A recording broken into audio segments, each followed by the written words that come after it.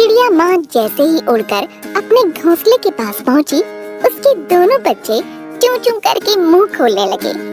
चिड़िया माँ ने जैसे ही दोनों को खाना दिया, अचानक उसे चक्कर आने लगे। वह अपने घोंसले में ही लुढ़क गई। उसे बेहोशी आ गई। दोनों बच्चे उदास हो गए। उठो ना माँ, उठो ना, तुम्हें क्या हो गया? माँ कुछ बोलो, तुम चुप होकर लेट क्यों गई? तुमने ऐसा कभी नहीं किया। माँ, क्या हमसे कोई गलती हो गई? हम तुम्हें परेशान नहीं करेंगे, तुम्हारा कहना मानेंगे। हमने तो कोई गलती भी नहीं की माँ, बोलो ना, हमसे बात करो ना। चिड़िया के शरीर में कोई हलचल नहीं हो रही थी। वह प्राण त्याग चुकी थी। दोनों बच्चे आंसू बहाए जा रहे थे। बच्चे बहुत छोटे थे, इसलिए बहुत सारी बातों से अनजान थे। कुछ देर बाद उन्हें पास की डाली से भी दूसरी चिड़िया के बच्चों के रोने की आवाज आने लगी। एक चिड़ा पास में बैठकर उन्हें चुप करा रहा था। पिंकू देखो, ये बच्चे भी हमारी तरह ही रो रहे हैं। ऐसा लगता है कि उनकी माँ भी नाराज हो गई है। पिंकू, ऐसा पहले कभी नहीं हुआ। माँ हमसे कभी नाराज नहीं होती थी। हम तो बड़ी से बड़ी शरारत करते थे, फिर भी वह हमें माफ कर देती थी। वह हमारी मस्ती से परेशान होकर रोती थी, लेकिन हम पर कभी गुस्सा नहीं होती थी। माँ हमसे कभी बातचीत नहीं बंद करती थी। एक बात यह भी हो सकती है कि माँ थककर सो गई है। नहीं, माँ दिन में कभी नहीं सोती। ठीक है, माँ को सोने दो, हम खेलते हैं। अनजान बच्चे अपनी बुद्धि के अनुसार अनुमान लगाकर खेलने लगे। इतने में एक तोता आकर उनके पास बैठ गया। वह जान गया कि चिड़िया अब हमेशा के लिए शांत हो गई है। वह बच्चों को समझाने का प्रयास करने लगा, लेकिन बच्चे यह नहीं समझ पाए कि उनकी माँ मर चुकी है। बच्चों, तुम्हारी माँ की तबीयत खराब है। चलो मेरे साथ चलो, मेरे घोंसले में रहो।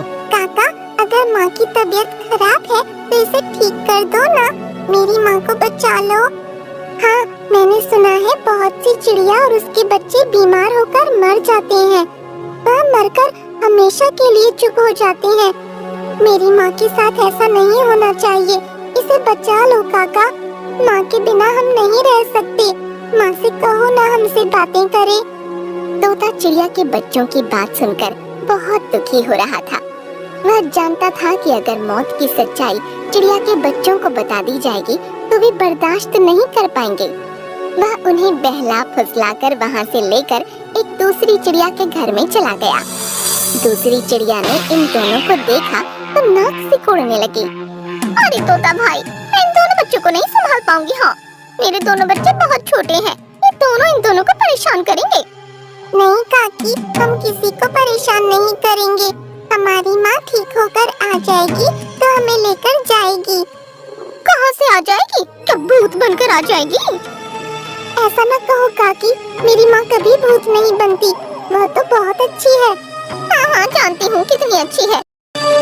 इतने में तोता वहाँ से उड़ गया और दूसरी चिड़िया और बच्चों में बातें होती रहीं।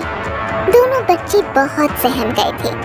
अनाथ होने के बाद की स्थिति का उन्हें कतई अंदाजा नहीं था। वे यही समझ रहे थे कि माँ फिर से आ जाएगी।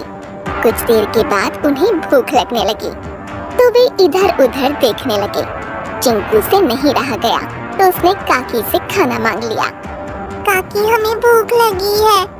चुप रहो, यहाँ खाने को कुछ नहीं है। काकी, वहाँ आपके पास दाने रखे तो हैं, हमें खिला दो ना। इसके बाद हम माँ के पास चले जाएंगे। वह दाने मेरे बच्चों के लिए हैं। ये तोता भी तुम्हें न जाने क्यों मेरे मत्थे मरकर चला गया। वही तोता तुम्हारे लिए दाना लाएगा। उसके आने तक मुंह बंद रखो। हाँ, एक और बात, तुम दोनों की माँ मर चुकी है, वो कभी नहीं आएगी। दूसरी चिड़िया की बात सुनकर चिंकू रोने लगा। तब पिंकू ने उसे धीरज बंधाया और समझाने लगा। भूख और रुलाई से उनका बुरा हाल था। घोंसले के आसपास डाल पर गिरे हुए कुछ दाने उन दोनों ने खाए और खामोश होकर बैठ गए। वे दोनों रह कर दूसरी चिड़िया की बात के बारे में ही सोच रहे थे। 2 दिन बाद दूसरी चिड़िया ने उन्हें बाहर का रास्ता दिखा दिया। देखो, तुम दोनों का मैंने ठेका नहीं ले रखा। बाहर निकलो और अपना इंतजाम खुद कर लो। मैं अपनी दोनों बच्चों को संभाल लूं, यही बहुत है। दोनों बच्चे गिड़गिड़ाए, लेकिन उस चिड़िया पर कोई असर नहीं हुआ। वे दोनों छोटे बच्चे भगवान के भरोसे बाहर ही रहने लगे। कुछ दिन बीत गए और वे थोड़े बड़े हो गए। ठंड आ गई। वे ठिठुरते हुए पत्तों की आड़ में बैठ जाते, एक दूसरे की हिम्मत बढ़ाते। अब वे उड़ना भी सीख गए थे, खतरों से बचना भी सीख गए थे। बड़े पक्षियों के हमलों से भी अपने आप को बचाते थे। जब दूसरी चिड़िया दाने की तलाश में बाहर जाती थी, तब चिंकू या पिंकू घोंसले के पास ही रहते थे और बच्चों की रक्षा करते थे। एक दिन चिंकू पेड़ पर ही बैठा था और एक सांप पेड़ पर चढ़ने लगा। दूसरी चिड़िया के बच्चे अभी छोटे थे। चिंकू जान गया कि बच्चों पर खतरा है। उसने सांप के शरीर पर हमला करना शुरू कर दिया। पिंकू भी आ गया और उसने भी अपने भाई का साथ दिया। सांप को दोनों ने मिलकर घायल कर दिया।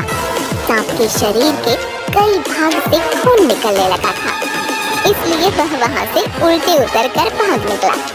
दूसरी चिड़िया के दोनों बच्चों की जान बच गई। चिंकू और पिंकू ने राहत की सांस ली। सांप को बार बार चोंच से मारने के कारण उनके मुंह में खून लग गया था।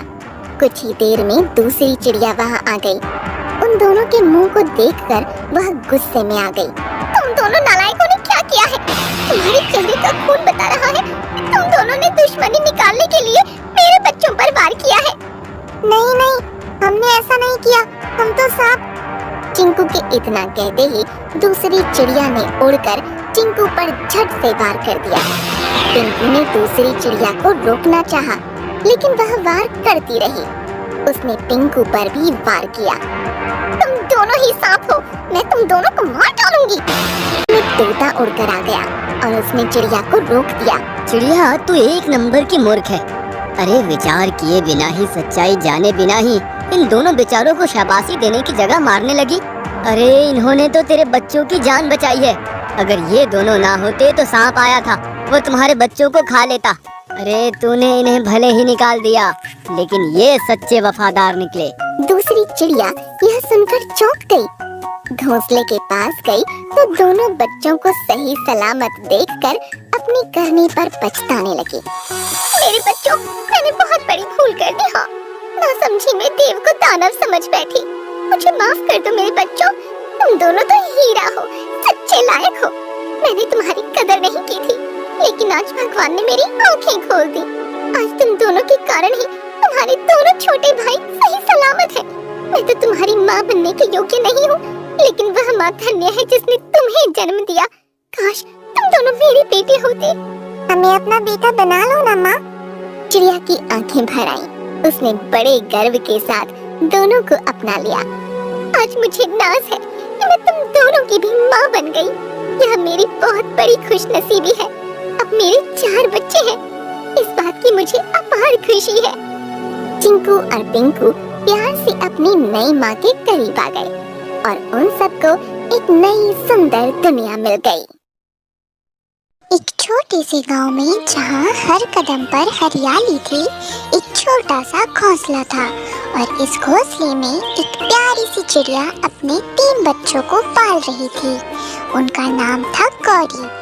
एक दिन जब मौसम बदलने लगा और आसमान में अंधेरा छा गया, चिड़िया गौरी को एक खतरनाक मुश्किल का सामना करना पड़ा। गौरी अपने बच्चों को समेटकर उन्हें घोंसले के अंदर बुला लेती है। गौरी माँ, हमें कुछ करना चाहिए, बच्चों ने परेशानी भरी आवाज में कहा। गौरी अपने प्यारे बच्चों को देखते हुए मुस्कुराती है और कहती है, बच्चों, बाढ़ आने वाला है, हम सबको घोंसले में ही रहना होगा, पर घबराना नहीं, हम मिलकर इस मुश्किल का सामना करेंगे। बच्चों में से एक चिंटू पूछता है, पर माँ, हम कैसे सुरक्षित रहेंगे? गौरी मुस्कुराती है, बेटा, जब हम मिलकर काम करेंगे और एक दूसरे का साथ देंगे, तब हम किसी भी मुश्किल को पार कर सकते हैं। तुम सब मुझ पर विश्वास करो। बाढ़ आने लगती है और पानी धीरे धीरे घोंसले तक पहुंचने लगता है। बच्चों के चेहरे पर डर और आशंका का छाया दिखता है, पर गौरी ने उन्हें हिम्मत दी। चिंटू अपनी माँ को देखते हुए कहता है, माँ, हम आपके साथ हैं, हम मिलकर इस मुश्किल का सामना करेंगे। बच्चे अपनी माँ के साथ मिलकर काम करते हैं, एक दूसरे का साथ देते हैं और पानी को रोकने की कोशिश करते हैं। धीरे धीरे बाढ़ कमजोर हो जाती है और पानी घोंसले के बाहर बहने लगता है। सूरज की किरणें उनके चेहरों पर मुस्कुराहट लाती हैं। अंत में बाढ़ रुक जाती है और घोंसला सुरक्षित रहता है। गौरी अपने बच्चों को गले लगाती है, उनके साथ खुशी से भर जाती है।